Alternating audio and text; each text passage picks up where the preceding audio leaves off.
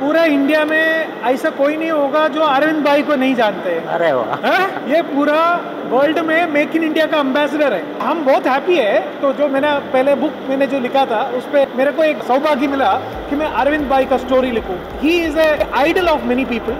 He also takes time to develop the youngsters, future generation के लिए कैसे guide करना है, वो मोटिवेशनल स्पीच देते हैं, लोगों को ट्रेनिंग करते हैं। अरविंद साहब, चेंज मेकर का पर्पस ही यही था कि मतलब हमारे को हीरोज मिले जो रीच आउट करे और उनसे हम गाइडेंस ले। और आज के डेट में हम मैन्युफैक्चरिंग चैलेंजेस के बारे में बहुत सारे मैन्युफैक्चरर्स के साथ बात करते हैं। वो लोग सब यही बोलते हैं कि स्किल नहीं मिल रहा। बट 140 करोड़ का देश है, इतने इंजीनियर्स और डिप्लोमा होल्डर्स बाहर जा रहे हैं, वो बोल रहे हैं उनको जॉब नहीं है। मतलब कहीं ना कहीं इंडस्ट्री और एकेडमी में बहुत गैप है। मतलब इंडस्ट्री रेडी नहीं मिलता और मैन्युफैक्चरर्स के पास इतना टाइम नहीं है कि मतलब किसी को टीच करो, ट्रेन करो। ये समस्या कैसे हम दूर कर सकते हैं, स्किल जो नहीं है? ये आज की इंडस्ट्रीज की बहुत बड़ी चैलेंजेस है, स्किल नहीं है। हर इंडस्ट्रीज में कोई इंडस्ट्रियलिस्ट को पूछोगे तो यंग जनरेशन है लेकिन स्किल नहीं है। मैं अभी एक सर्वे किया था तो आज वर्ल्ड में इंडिया में हाईएस्ट यंग पीपल है। More than 60% people are youngest people, जो 20 से 30 साल तक के हैं, जो आने वाले 5-10 साल के अंदर वो डिसीजन मेकर बनने वाले हैं। तो वो डिसीजन मेकर तब बनेंगे जब उनके पास आज कोई स्किल होगा। तो प्रॉब्लम ये है कि एक तो हमारा जो स्टडी है, एजुकेशन है, वो एजुकेशन में कहीं ना कहीं गैप है, स्किल डेवलपमेंट की बात ही नहीं आ रही।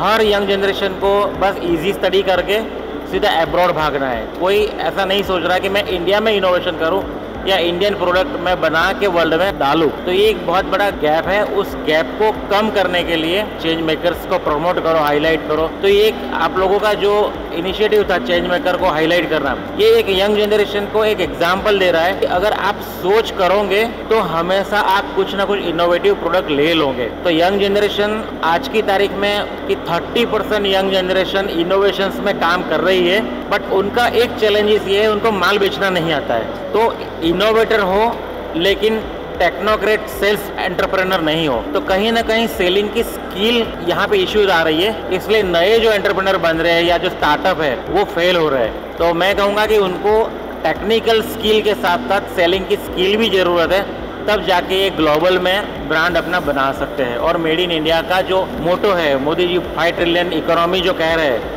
वो बिल्कुल हम लोग कर सकते हैं, क्योंकि इतना युवा धन है हमारे पास, स्किल भी है हमारे पास, टेक्नोलॉजी है, नॉलेज है, रिसोर्सेज है, पर यूटिलाइजेशन कैसे करना, बस वो स्किल नहीं है। इसीलिए हम लोग थोड़ा पीछे पड़ रहे हैं। बट मुझे लगता है कि आने वाले 10 साल के अंदर इंडिया पावरफुल रहेगा, उसमें कोई मुझे डाउट नहीं दिख रहा है।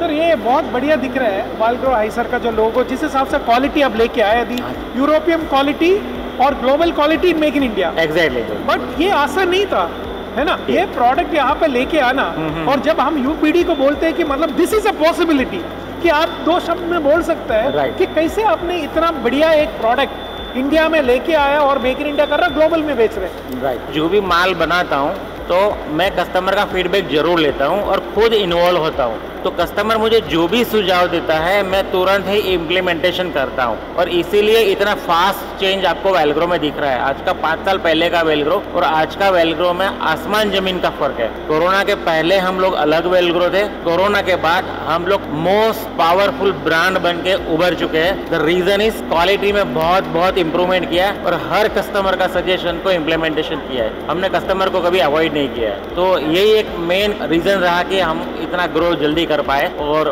ब्रांड एक्सेप्ट हो गया वर्ल्ड वाइड। जो फिनिशिंग के ऊपर और माइक्रो फिनिशिंग का जितना भी चैलेंजेस है, जहाँ लोग जो जॉब छोड़ देते हैं, वो काम भी बहुत आसानी से, बिकॉज वो पैशन है इनोवेशन के लिए, जो पैशन जो अरविंद जी लेके जाते हैं अपने लाइफ में, वो पैशन की वजह से आप बहुत सारे रिजल्ट देते हैं। मैं एक एग्जांपल दे रहा हूँ कि काफी लोग हैं चैलेंज को लेते नहीं है, काफी लोग चैलेंज को एक्सेप्ट नहीं करते, डिनाई कर देते हैं। हमने अभी एक लेटेस्ट चैलेंज किया, जो पहले जो एक इसरो का प्रोजेक्ट किया था वो तो आपको मालूम ही है। अभी लेटेस्ट हम लोगों ने एक चैलेंज लिया था, मेडिकल डिवाइस 0.1.2 थिकनेस ओडी का डिवाइस का स्केल रिमूव करना। It is very difficult task, but हमने यूएस का एक प्रोजेक्ट लिया हाथ में और वो प्रोजेक्ट हम सक्सेसफुल इंस्टॉल कर पाए और कस्टमर हैप्पी है।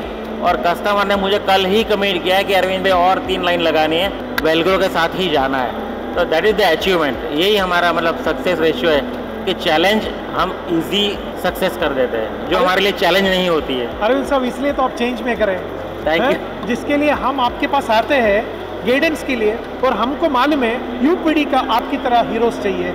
Thank you very much for giving time to us, and we wish you all the very best.